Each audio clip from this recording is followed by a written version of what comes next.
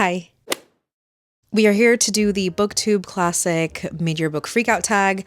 Let's jump right into it. The first prompt is the best book that you've read so far. You know, even though 2026 has not been a year of a lot of 5 stars, I've still read some incredible books. I haven't given out a lot of 5 stars, unfortunately, but there are still books that I still can't stop thinking about and that have deeply affected me and have altered my brain chemistry. Of course, I can't just pick one. I have a couple, okay? The first one that I'll mention is a book that I read in the beginning of the year, back in January. I mean, it's by my queen, Fonda Lee, and that is The Contract of Isako. It is going to be, at the end of the year, one of my favorite books of 2026. This was absolutely fantastic. This was a standalone, okay, thank you, Fonda Lee, sci-fi book that involves a completely new planet that she has come up with, corporate samurai, political espionage, assassinry, action-packed plot twists. We follow a main character who is in her 50s, and thank God Fonda Lee gave us an older character, because I'm tired of the main characters of all these sci-fi, fantasy, romantasy books being at most 23 years old, no life experience, doesn't have a fully developed frontal lobe, and is expected to save the world. No, thank you. I'd rather have an experienced, mature character who has been through hell and back, who has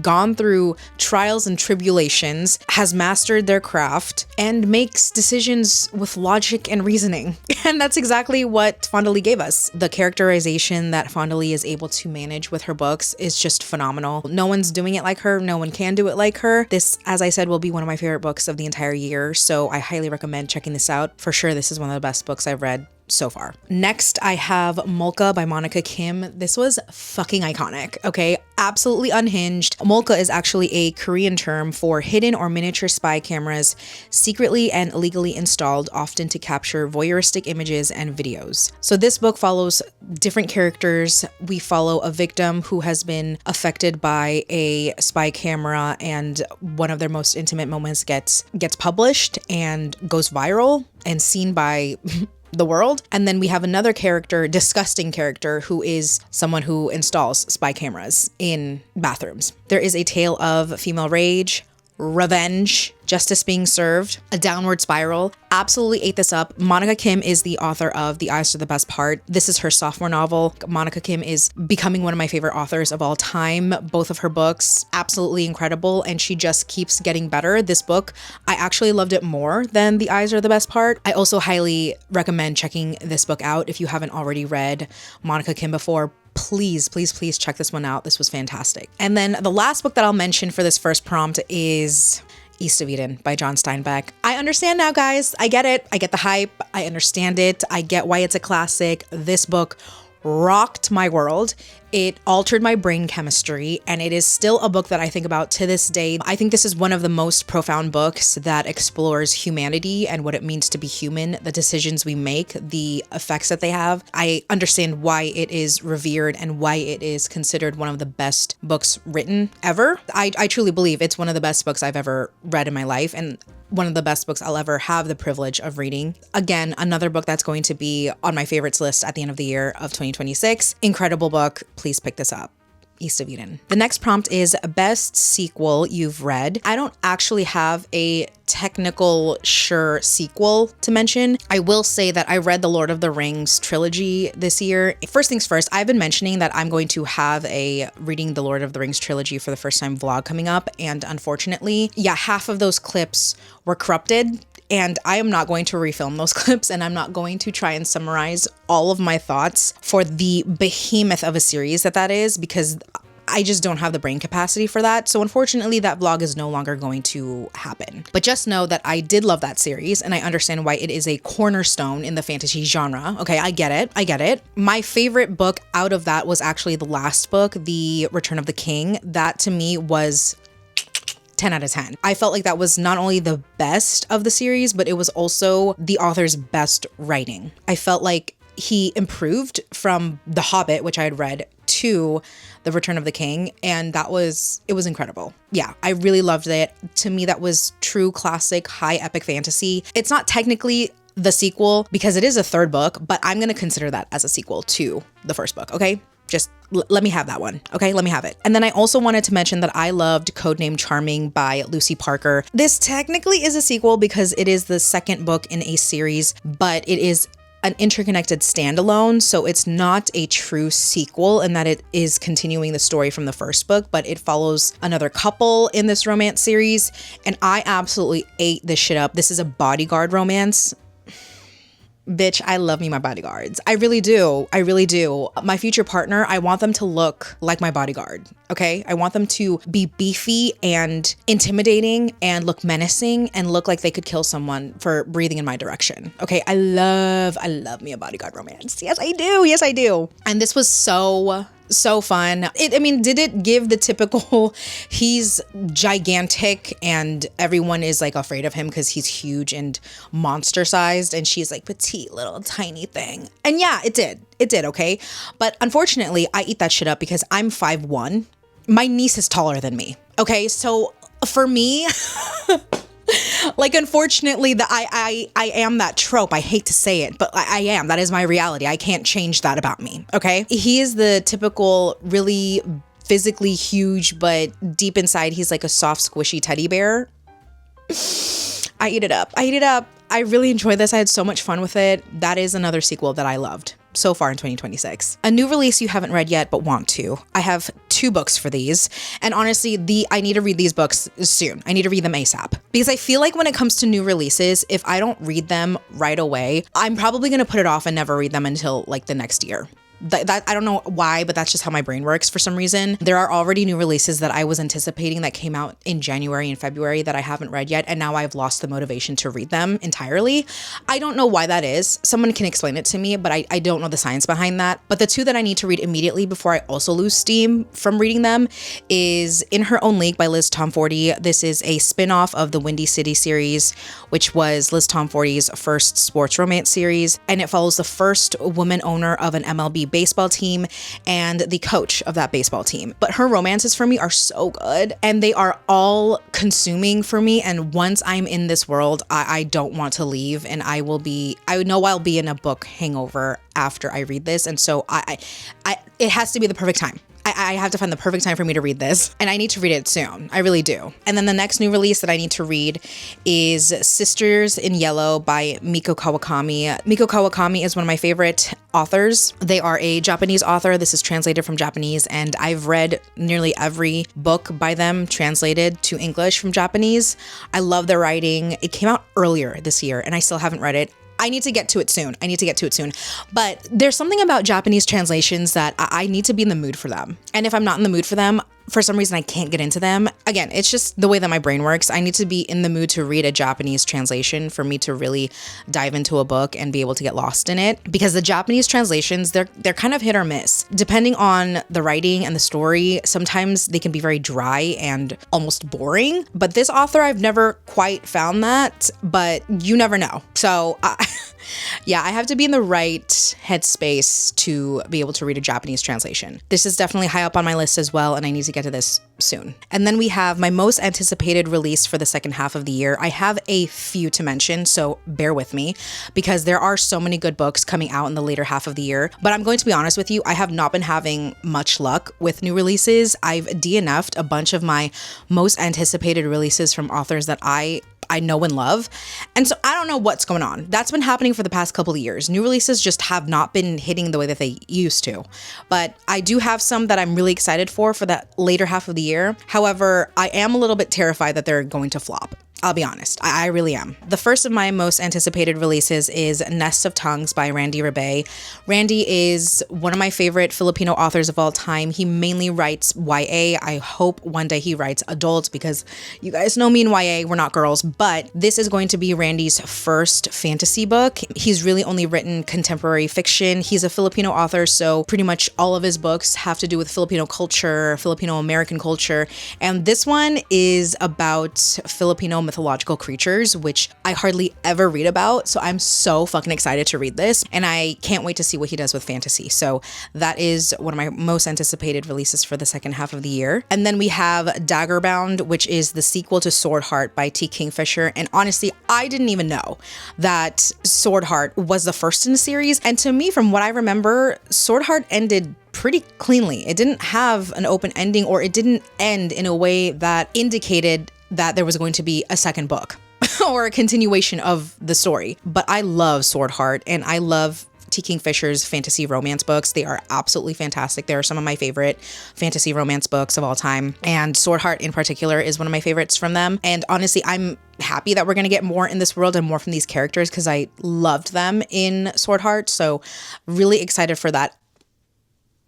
I'm hoping it doesn't flop because dear God, if this flops, I don't know what I'm going to do with myself. Genuinely. And then of course, I am also anticipating Deadbeat by Leigh Bardugo. Now, I have never read Ninth House or Hellbent, but it's because I've been waiting for the third book. You guys know I don't really like to read, well, as much as I can prevent it, I don't like to read the first in a series unless the series is completed because I want to be able to binge everything, or at least know that there's going to be a conclusion that I'm reading towards, rather than having to wait years and years and years between books. Because I mean, how long has it been since Hellbent came out? How long has everyone been waiting for the third book to come out? And it's finally coming out this year. And I'm glad that I haven't read it because then I can read all of it in one go. I've been dying to read this series because I love dark academia and I really enjoy Leigh Bardugo's writing and her worlds that she crafts together. So I'm excited to finally dive into this world of Alex Stern. That's definitely one of my most anticipated releases for the last half of the year. Then, of course, I mean, it's not a complete list unless R.F. Kuang's on it. You know what I mean? Like, of course, I'm anticipating Taipei. That's not brand new news. I think everyone in the world is. That's that. That's all I'm going to say about that. Yes, I'm anticipating it. And then the last one I'm going to mention that I'm most excited for is Victorious by V.E. Schwab. Vicious is one of my let me grab it. Let me grab her. Where is she? Vicious is one of my favorite fantasy books of all time. I still have yet to read Vengeful. Yes, I do. But I'm putting it off until Victorious comes out so that I can read all of it again in one go. And I can't wait to reread Vicious and then continue on with the series. So really excited for that. Ooh, okay. The next prompt is my biggest disappointment. I do have a few. The first being The Fake Divination Offense by Sarah Rash. This author writes really fantastic paranormal urban romanticises, all queer.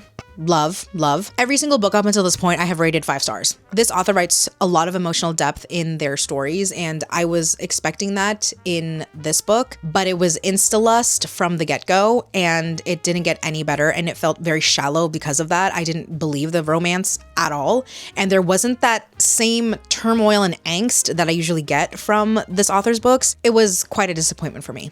Yeah, it was. And I'm really devastated about it. I even pre-ordered this book and unhauled it after I read it because I'm never going to reread it ever.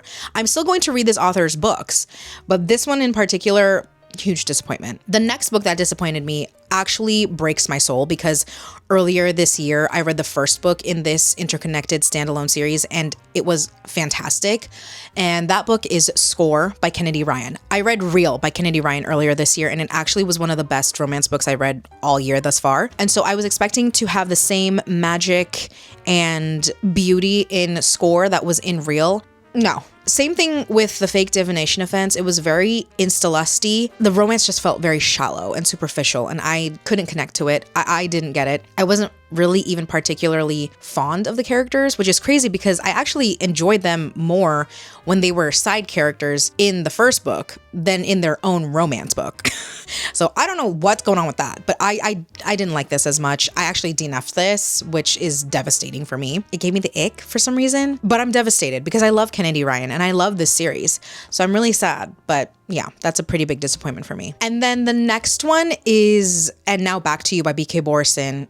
I have a whole rant on this in my new release update videos. Oh my God, this was part of her series that is loosely based off of Nora Ephron movies. This one in particular is supposed to be very loosely based off of When Harry Met Sally, which is one of my favorite movies of all time. So baby, my expectations were high. They were high. Yeah, and they weren't even close to meeting them. I actually DNF'd this book because I couldn't stand the main characters. So yeah, that was a huge disappointment for me, devastated. And then the last biggest disappointment, which I haven't spoken about at all, is actually Lost and Found by Tara DeWitt. And I can't believe those words are actually coming out of my mouth because I love Tara DeWitt with my heart and soul. I have loved every book that I have read by her. The plot of this book is actually diabolical, and I don't know how Tara DeWitt got this book published. I don't know who greenlit this, who let this happen. I'm really devastated because the brother that this book is a romance for, I love him so much in other books, and I was highly anticipating his romance, and then I get this. This romance is between Silas, who is a firefighter, the female main character, okay? Her best friend passes away. Her best friend's dying wish is for her to take her frozen eggs and have her baby. And she only has 2 more years left of payment on those frozen eggs before, I don't know, I guess they toss them out. So the female main character has 2 years to have her best friend's baby. Tell me that isn't the most diabolical plotline for a romance ever. She's basically in like a forced pregnancy for her dead best friend. First of all, first and foremost, that is not a best friend. A best friend would not, in the afterlife, force you to have their baby. That is fucking insane. That's fucking insane. Then the craziest part is that she does. She gets pregnant. And that's the plot of the book. Guys, in what universe does that make sense? In what universe does that make sense? The crazy thing about this is I've seen reviews and almost all of them are 5 stars. And I'm just like, how? Regardless of how romantic everything is between the 2 main characters, I'm not going to be able to look past the fact that she is pregnant from her dead best friend's eggs. That's enough about that. That right there is probably the biggest disappointment because that should be illegal. That should be illegal. It really should. Anyway, now we move on to the biggest surprise of this year. The first biggest surprise that I have of this year was one of the first books I read. I think this was the second book that I read in January, and that is Discontent by Beatriz Serrano. This is translated from Spanish. This is about a woman who is faking it to make it in the corporate world, and she spirals and just goes absolutely batshit crazy. I loved every second of this. Not only does she go crazy, but it's very relevant. I could see parts of myself in this character because it's also a commentary on the mundanity of corporate life. We do everything right. We go to school, we get the degree, we get the big girl corporate job, and you work 9 to 5 and you only really live life 2 days out of the week on the weekends. And it's just a cyclical existence, day after day, week after week, year after year. And the character really explores the question of, is this really all there is to it? Is this it? Is this all there is to life? I want to read one of my favorite quotes from this book that still resonates with me today, and I still think about it. I couldn't stand the idea of being forced to live that office pantomime in perpetuity just to pay for things like rent or food or a book or a weekend at the beach. I broke down every morning when the alarm beeped because life, lived this way, seemed like a badly written tragedy, boring and sterile, devoid of fun, and even worse, devoid of content. And so on my way to work, I felt like grabbing strangers by the shoulders and asking them why they weren't feeling like me. What was their secret? How did they manage to maintain their composure? Why didn't they cry every time their alarms beeped? That is the running theme of 2026, I feel. So I really love this. It was unhinged. It was right up my alley. I enjoyed it. I highly recommend this. So yeah, that's Discontent. Another book that was a big surprise that I rated, I think 3.5 or 3.7 stars when I first read it. And now that time has passed, I still think about it and it still resonates with me. And it makes me want to bump up my rating to a 4 or almost 4.25. And that is Comedic Timing by Upsana Barath. This book is about a bisexual woman who is dating a man for the first time. She moves from Chicago to New York in her mid-20s, and she is working at a big girl corporate job, figuring out life, figuring out her sexual identity, unable to regulate her emotions. And it really truly felt like this author took pieces of my diary from when I was figuring out my life in my mid-20s, absolutely chaotic, making insane decisions, and published them in a book. On the opposite end of that, we have the male main character who is in his early 30s like me, kind of has his life figured out for the most part, is content with his life and knows who he is. And they're in 2 different stages. And it was so fascinating to see the 2 of them because I've seen myself in both of them. Like I see myself in present day as the male main character. And then I've seen myself in the past as the female main character in her mid-20s, chaotically living life. And this is supposed to be a romance between them, babe. No. Situationship for sure. And I actually kind of enjoy that. It gave that representation of friends with benefits to a situationship, even though this does allude to them being a relationship because it is a romance book. But truly, if you are looking for a book that kind of gives accurate representation of what a situationship is, I would look into this because I felt like this was to the T, a situationship. You know what I mean? And yeah, I wasn't expecting for it to be so entertaining and so relevant, and I enjoyed it a lot. So that is comedic timing. My new favorite author, debut or new to me.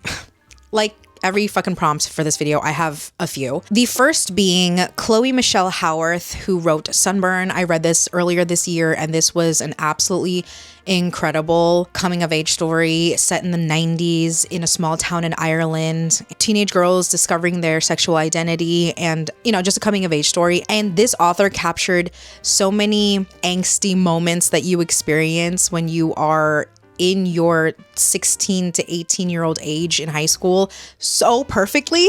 I just really enjoyed the exploration of the inner turmoil that you go through at this age and how everything almost feels life or death, how everything hinges on the validation and acceptance from other people your age. And this was just so fantastic. I absolutely loved it. And it definitely made me a fan of this author's writing. Definitely a new auto by author for me. This one's a little bit fun, but I also fell in love with Elliot Fletcher's romance books that were set in Scotland. Specifically this first book, I absolutely loved. I love the romance. There was no third act breakup, and these two communicated their feelings towards each other so openly and honestly, and they were genuinely very supportive of each other. And true ride or dies, they were there for each other for everything, every obstacle, every disagreement. They were there for each other with open arms, and I absolutely loved it. I read the second book and I enjoyed that too. Not as much as this first one, but I still really enjoyed the author's writing and this world that she's put together in this romance series, and I can't wait to read the next book that's coming out in August, I believe. I'll read anything this author writes. I'm obsessed. The next author that I've become obsessed with is Rhiannoch Robinson, who wrote Bad Words. This book isn't even out yet. I read an e-arc of it, I think a couple months ago. I had seen a lot of people rave and gush about this book constantly in my social media and on my feed. I was lucky enough to get an arc of it on NetGalley. Believe the fucking hype. This was one of the best romance books I've ever read in my life. And I will read anything that this author comes out with now. Even though this book isn't out yet, I already need this author's next book. That's how obsessed I am with this writing. It was so fantastic. And this author somehow managed to write enemies to lovers, true enemies to lovers, in a contemporary romance setting, which is near impossible to do and near impossible for me to believe in. With this book, I believed it. With these characters, I was there. I was in it. They were true enemies. They despised each other and everything that the other person stood for. It was so fucking good. I need when this book comes out, stop what you're doing, drop it. You need to read this book. New auto by author for me, for sure. Oh, okay. My newest fictional crush, to be honest, really only one came to mind that was at least a new character to me because I have crushes from series that I've read. But I have to say Aragorn from The Lord of the Rings. Yeah, that's my man. That's my man.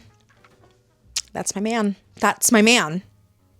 What can I say? My newest favorite character, I've read so many fantastic characters, but I will say the characters that have sort of stuck with me and ones that I really saw myself and also the people that I grew up with more than any of the other characters I've read were the characters from Bad Asians by Lillian Lee. This is a story that follows 5 Asian American characters. They grow up in very competitive environments, not just within their own families, but within their community and within their schools. Even though they're all lifelong friends, they're all still somehow competing against each other and trying to one-up each other. But there is this sort of sheer facade everyone is putting on that they're all family and they're all friends and, you know, nothing is ever wrong with them and everything is happy-go-lucky, but things are falling through the cracks for sure. We follow them from high school and this huge event that affects them for the rest of their lives happens. And then we follow them through college and in their adult years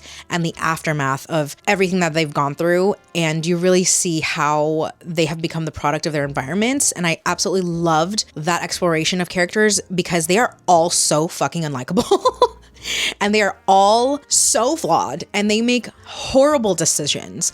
But some of it is really just the influence that they've had from their environment, the way that their parents raised them, the pressure that they've been under since they were young kids. And a lot of it is, do you have enough self-sustainability to go get through that and make it as an adult and just at bare minimum be okay? That's really the best that we can hope for. Again, I really related to it because being Asian American myself, I saw a lot of people that I grew up with. I saw a lot of myself in these characters, just trying to survive and be the best that I can. Those characters really, really stuck with me. And so those are my newest favorite characters, just for the fact that it felt so close to home and I resonated with them so much, regardless of the fact that they were absolutely insufferable. For most of the book. Books that made me cry, there are two that I'm going to mention. The first being Six Morning Kisses by Diana Elliott Graham. I should have grabbed it, but it's way at my top shelf where I moved all my favorite books of all time.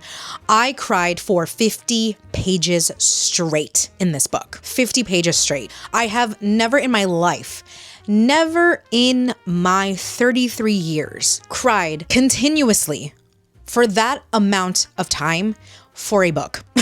This book destroyed me in a way that I have never been destroyed by a book before. It like ripped, gutted, and filleted me open. It really did. And one of my favorite books of all time. 5 stars. The other book that made me cry was Love at First Book by Jen McKinley. This is set in Ireland following this woman who becomes the assistant to a very famous author, and it's her romance with that author's son. There is a very emotional subplot going on with the author that she's working for towards the end of the book when things happened. I was a mess. I was a mess. And I was not expecting that from this cute little quaint romance book.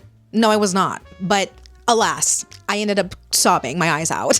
But I really enjoyed it, and it honestly made me want to read all of Jen McKinley's books, because I'm like, if this woman is able to bring out tears from me, let me get to her backlist, because I need more of this emotional devastation. I truly do. But besides the emotional trauma, this was actually really sweet romance. I had a lot of fun with it, and I enjoyed the story. I enjoyed the romance. I really loved this book. Those are the 2 books that made me sob my eyes out this year. Books that made me happy.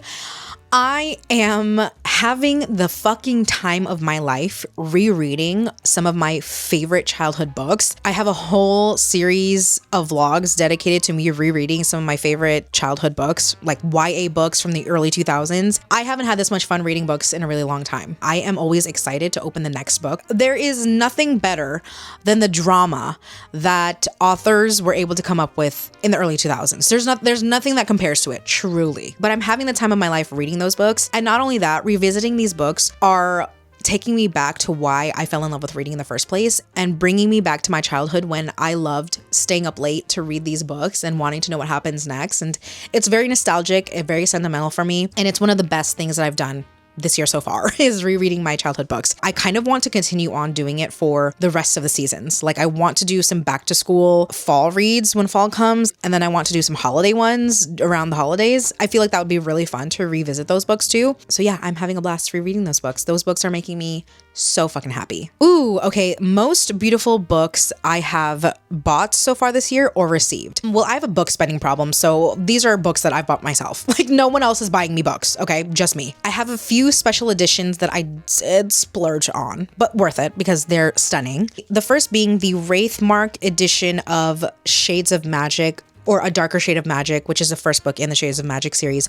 by V.E. Schwab. This book is stunning. I'm going to show some B-roll of what this book looks like on the inside and everything that, all the art that it comes with. But I do have to say that this book took a year for this to come out. I ordered this so long ago that I genuinely forgot that this was coming in the mail until a few months ago when I was getting reminders that, oh, it's getting sent to the printer. Oh, we made these updates to it.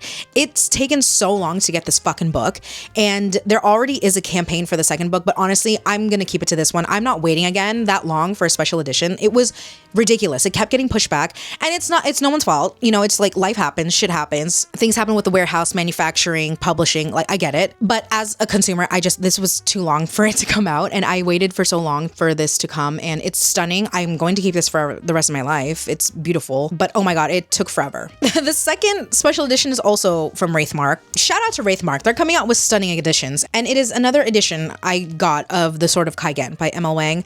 At this point, I have four editions of The Sword of Kaigen, And listen, one thing about me, if I find out that there's going to be another special edition, I'm going to order it. And look at this edition. Again, I'll put some B-roll if I remember. This book is heavy. This and the Darker Shade of Magic book they're both really heavy. Stunning though. Absolutely incredible artwork. Beautiful edition. I'm so happy to have this on my shelves. Absolutely in love with it. Definitely both of these are some of the most beautiful books I've gotten myself, for sure. And then the last set of books actually came in the mail today. It got delivered hours ago. I got the Orbit UK paperback copies of the Paladins series by T. Kingfisher. As I said earlier, she's one of my favorite fantasy romance authors, and this is a whole fantasy romance series on these different paladins. I absolutely love this series. I have the original hardcovers, but when I saw that Orbit UK was coming out with these old school fantasy paperback copies, bitch, I didn't have a choice. I'll put more B-roll so you can really get the whole experience of these books because they are fucking stunning. These are works of art. Do you know what I mean? These covers are incredible. Absolutely incredible. I love them so much. I can't believe I have these in my hands. I remember when I first saw them, I think last year, I was literally speechless. They took my breath away. And yeah, I'm obsessed. So excited that I have these in my collection. These are never leaving. I can't ever get rid of these. Look at how beautiful these are. Oh my God, I'm obsessed. Okay, and the last prompt is, what books do you need to read by the end of the year? And I think it is such a cop-out for me to say every book on my physical TBR, but I mean it. I need to read at least 50% of the books that are on my physical TBR already. You guys know I'm on this project of reducing my physical TBR. I update every few months on my progress with tackling my physical TBR. I mean, to give myself some credit, I am making really good progress on my physical TBR. So I'll give myself that. But yeah, I know that's such a cop-out answer, but it's true. It really is. I need to get through the books on my physical TBR. All right, those are all the prompts and questions for the mid-year book freakout tag. If you are watching this video, go ahead and make one. I would love to see what books you guys have loved so far. I would love to see what disappointments you have, some of the worst books. You know me, I love hearing about a flop. That is all I have for you guys today. Thank you guys so much for watching. I hope you enjoyed this video, and I'll see you in the next one. Bye.